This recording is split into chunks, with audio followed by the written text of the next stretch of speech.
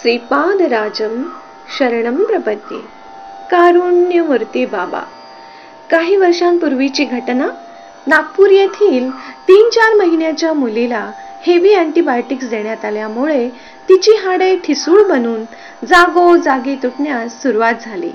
यावर उच्च औषध योजनांसाठी तिला हैदराबाद येथे हॉस्पिटलमध्ये दाखल केले गेले होते. तेथे त्यांची खम्मम आंध्र प्रदेश येथील सद्गुरू श्री गोपाल बाबा महाराजाच्या भक्ताशी योगायोगाने भेट झाली.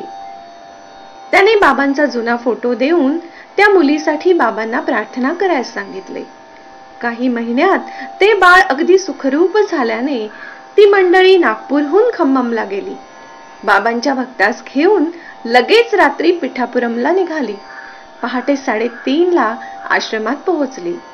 सर्व अंतर्यामी बाबा ही मंडळी पोहोचेपर्यंत जागेच, लक्ष आश्रमाच्या दाराकडे अशी ही मंडळी बाबांच्या रूम मध्ये प्रवेशली.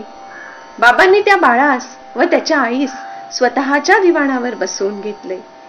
बाबांनी कुणाला तरी आपल्या गादीवर बसवून घेतलं हे प्रथमच पाहायला मिळाले.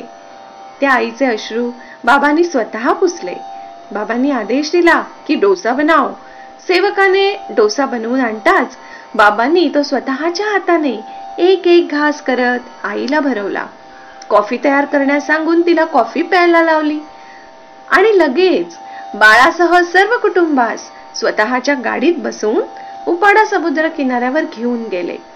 तेथे आई व मुलीसोबत सूर्योदयापर्यंत थांबून नंतर आश्रमात परत येऊन बाबा योग निद्रेत गेले.